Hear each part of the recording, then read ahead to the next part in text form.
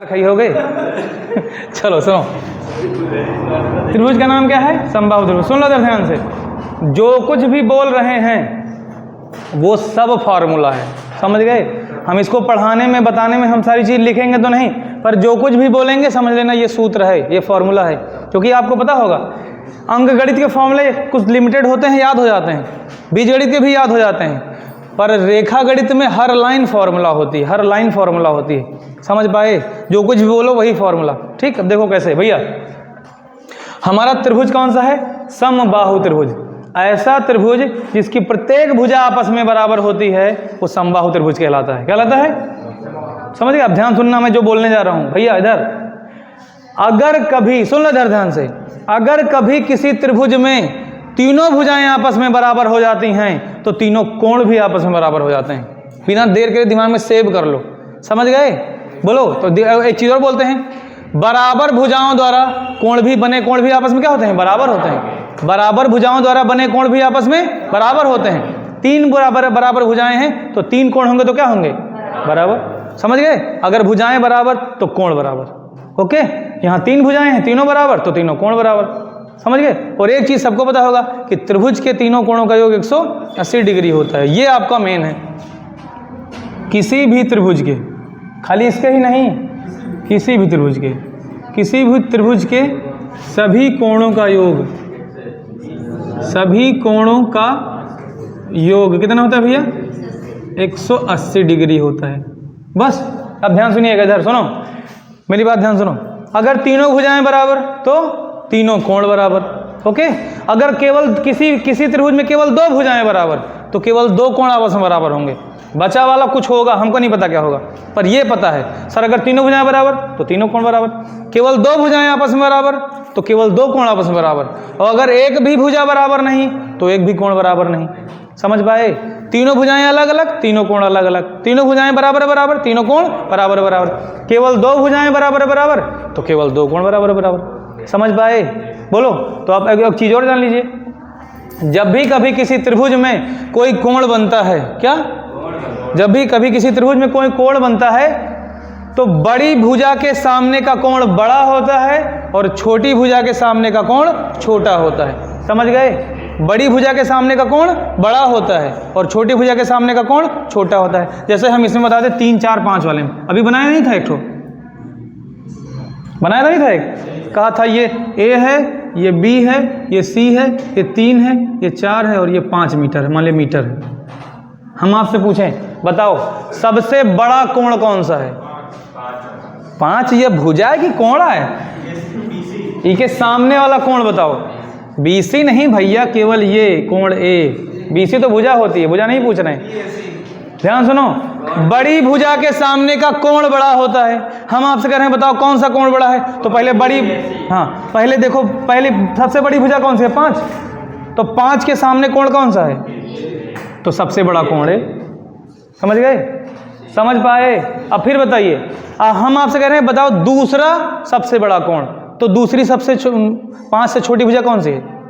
4। कहाँ है? ये इसके सामने भुजा, इसके सामने कोण ये, तो सेकंड नंबर का कोण ये होगा। समझ गए? और सबसे छोटी भुजा ये, तो सबसे छोटा कोण ये। खत्म? समझे पाए? बड़े कोण के सामने की भुजा, सॉरी, अब इसका उल्टा भी कर सकते हो, इसका उल्टा भी कर सकते हो। देखो हमने इससे पहले बोला था बड़ी भुजा के सामने का कोण बड़ा होता है और छोटी भुजा के सामने का कोण छोटा होता है। इसको उल्टा बोल दो, छोटे कोण के सामने की भुजा छोटी होती है और बड़े कोण के सामने की भुजा बड़ी होती है, ऐसे बोल सकते हैं। समझ पाए? अब हम बताइए, हमने आपको इधर देखिए भी ध्यान से, हमने आपको एक त्रिभुज दिया, उसका एक है 90, एक भुजा क्या है, मतलब एक कोण है 90, एक है 30 और एक है 60, 3 12, 12 6 18। ठीक, अब बताइए, हम आपसे पूछे भैया सबसे बड़ी भुजा बताओ, तो इधर तो तुम सबसे पहले सबसे बड़ा कोण ढूंढो। सबसे बड़ा कोण 90, तो सबसे बड़ी भुजा ये होगी। बेशक तुमको दिखाई ना पड़े बड़ी है छोटी है, बस तुमको ये देखना है बड़ा कोण तो उसके सामने वाली भुजा सबसे बड़ी, छोटा कोण तो सामने वाली भुजा सबसे छोटी। बताओ सबसे छोटा कोण ये है ना, तो सबसे छोटी भुजा ये होगी। सबसे और बीच का जो है 60 डिग्री, तो सेकंड नंबर का ये होगा। समझ गए? तो ये समझ पाए कि नहीं? तो बड़ी भुजा के सामने का कोण, बड़ी भुजा के सामने का कोण बड़ा होता है और छोटी भुजा के सामने का कोण छोटा होता है। ओके, समझ गए? बड़ी भुजाएं, अब ध्यान सुनिएगा, इससे पहले जब हमने केवल कोण बनाया था तो वहाँ पर हमने रेखा ली थी, सॉरी किरण ली थी, याद है? और हमने आपसे कहा था स्पेशल में कि कितनी भी बड़ी हो जाए, कितनी भी छोटी हो जाए, लंबाइयाँ कितनी भी बड़ी छोटी हो जाएं, कोण पर कोई फर्क, लेकिन वहाँ पर खाली 2 ही थी, 3 भुजाएं नहीं थी वहाँ पे, याद आया? बोलो, क्योंकि जब 2 भुजाएं थी तो आकृति कोई नहीं बनी थी। क्या बना था पता है? केवल हमारे पास कोण था बस। ये आकृति है, इसका नाम क्या है? त्रिभुज। बोलो, अब आकृति है ना, तो आकृति में फर्क पड़ेगा। समझ पाए? किसी भी आकृति में भुजाओं के छोटे बड़े होने से कोणों पर फर्क पड़ेगा, कोणों के छोटे बड़े होने से भुजाओं पर फर्क पड़ेगा। लेकिन अगर वो आकृति नहीं है, खाली एंगल है और किरणों की हेल्प से बनाई गई है तो कोई फर्क नहीं पड़ेगा। समझ पाए? तो किरणों की मदद से खाली कोण बनते हैं, आकृति नहीं बनती है। इस वजह से किरणों के छोटे बड़े होने से कोण पर कोई फर्क नहीं पड़ता है। लेकिन अगर आकृति का फॉर्मेशन हो जाए, आकृति बन जाए, तो दिमाग में रख लीजिए, बड़ी भुजा होगी तो कोण बड़ा होगा, छोटी भुजा होगी तो कोण छोटा होगा। समझ गए? बोलो, उम्मीद करते हैं समझ में आ गया होगा। नहीं समझ में आया? वीडियो भी शूट हो गई, आराम से दोबारा रिवीजन कर लेने का दिक्कत, चाहे वैसे कर लेना चाहे जैसे कर लेना। ओके, अब हम चलते हैं किस पर? अपने समबाहु त्रिभुज पर। ठीक, अब बताइए, कहा गया किसी भी त्रिभुज के सभी कोणों का योग कितना होता है? 180 डिग्री। बोलो, त्रिभुज के कोई भी त्रिभुज हो, कोई भी त्रिभुज हो, त्रिभुज के सभी कोणों का योग, क्या भैया? त्रिभुज के सभी कोणों का योग, बोलो, सदैव कितना होता है? सदैव 180 डिग्री होता है। ठीक, चलिए देखते हैं। हमको पता है सर जी, आपने कहा था परिमाप निकालना सिखा देंगे, तो ठीक है, हम निकालने जा रहे हैं समबाहु त्रिभुज का परिमाप। पहले क्या निकालेंगे? समबाहु त्रिभुज का परिमाप। अभी मैंने बताया था ना परिमाप।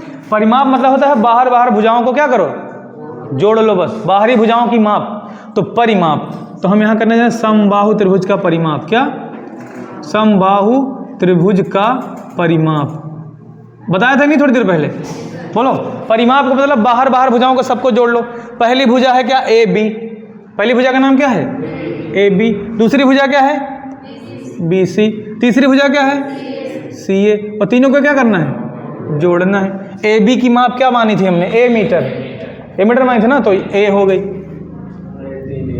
और फिर बी सी की क्या है? वो भी ए मीटर है, बराबर थी ना। और सी ए क्या है? ए मीटर। तो तुमको पता है सर जी, जोड़ दीजिए, 3a मीटर। लो, आ गया परिमाप।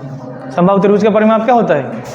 3a। अब अगर मीटर में दी होगी लंबाई तो उत्तर मीटर में आएगा, सेंटीमीटर में लंबाई होगी तो सेंटीमीटर में आएगा, किलोमीटर में होगी तो किलोमीटर में आएगा। काम खत्म। बोलो, ओके। अब ए का मतलब क्या है? भुजा ही तो है। ए का मतलब क्या है? ए का मतलब भुजा है ना, तो इसको या फिर ऐसे भी लिख, या और भी लिख सकते हैं। परिमाप बराबर हो जाएगा 3 गुणे भुजा। क्या? ये भी कर सकते हैं, ए की जगह पे भुजा रख सकते हैं, क्योंकि ए बराबर क्या है? भुजा है। ए क्या है? समबाहु त्रिभुज की भुजा है। समझ गए? हम आपसे कहें, हमारे पास एक समबाहु त्रिभुज है, उसकी एक भुजा 4 है। एक भुजा कितनी है? परिमाप कितना है? 3 से गुणा कराओ खट से, बस काम खत्म। हमारे पास एक समबाहु त्रिभुज है, उसकी भुजा 12 है, परिमाप बताओ 36। काम खत्म। बोलो, परिमाप बताने के लिए 3 से गुणा करा देना, क्योंकि प्रत्येक भुजा बराबर होती है। और तुम्हारा मन हो तो 12 + 12 + 12 ऐसे करके कर लो। समझ गए? नहीं? बोलो, नहीं समझ में आया? तुम बताओ, पक्का? अब देखिए, तो परिमाप तो बड़ा सिंपल था। और सुनिए ध्यान से, परिमाप निकालने के लिए त्रिभुज, जितने भी त्रिभुज होंगे सब में यही करेंगे। बराबर भुजाएं होंगे तो बराबर रखेंगे, छोटी बड़ी होंगे तो छोटी बड़ी रखेंगे। कुल मिला के हमको जोड़ना है बस। क्या करना है? मीटर में भुजा की लंबाई होगी तो मीटर में उत्तर आएगा, सेंटीमीटर में होगा तो सेंटीमीटर में, किलोमीटर में होगा तो किलोमीटर में। ओके। अब फिर वापस आते हैं कहाँ? अब हम क्या करेंगे? हमने परिमाप निकाल लिया, अब हम कोण निकालेंगे। क्या करेंगे? और कोण निकालना बड़ा आसान, उसका नाम पढ़ लो खाली, बस नाम है समबाहु त्रिभुज। क्या? समबाहु त्रिभुज नाम है ना। और हमने आपसे क्या कहा था? किसी भी त्रिभुज में अगर प्रत्येक भुजा बराबर होती है तो प्रत्येक कोण आपस में क्या होता है? बराबर भुजाओं द्वारा कोण कैसे बनते हैं? बराबर बनते हैं। तो ये एक कोण होगा, ये भी एक कोण होगा और ये भी एक कोण होगा, और आपस में क्या होंगे सब? अगर हम कहें ये x डिग्री है तो ये कितना होगा? अगर ये कहें ये कितना होगा? अगर हम कहते हैं थीटा थीटा थीटा, तो सब बराबर होते। बोलो, अब इसका मतलब ये हुआ कि सभी कोणों का योग 180 डिग्री होगा ना। पहला कोण क्या है? 180 डिग्री। पहला कोण क्या है? अब चाहे डायरेक्ट 180 डिग्री लिख दो या फिर तुम इसका नाम लिख दो, बी कोण BOC, ऐसे भी लिखते हो। अगर तुम्हारा मन हो तो तुम ए के बारे में बताना चाह रहे हो ना, ए के बारे में, तो उसका नाम ऐसे भी लिख सकते हो, BAC भी लिख सकते हो। मेरे ख्याल से यहाँ लफड़ा तो है नहीं कोई, सीधा 180 डिग्री लिखो बस, क्या दिक्कत है भाई। एक कोण A है, एक कोण B है, बोलो ना, और एक कोण क्या है, और जिसका टोटल करने पर क्या आएगा? 180। कोण A की वैल्यू कितनी है? 180 डिग्री। कोण B की वैल्यू कितनी है? 180 डिग्री। कोण C की वैल्यू कितनी है? 180 डिग्री। बराबर में क्या है? 180 degree. x degree x degree से कितना आएगा?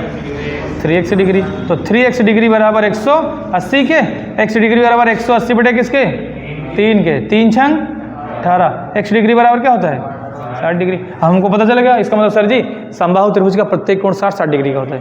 ठीक, यहीं से पता चलेगा कि समबाहु त्रिभुज की प्रत्येक भुजा बराबर बराबर होती है और प्रत्येक कोण 60-60 डिग्री का होता है। बस हो गया, बोलो तो क्या आएगा? अतः समबाहु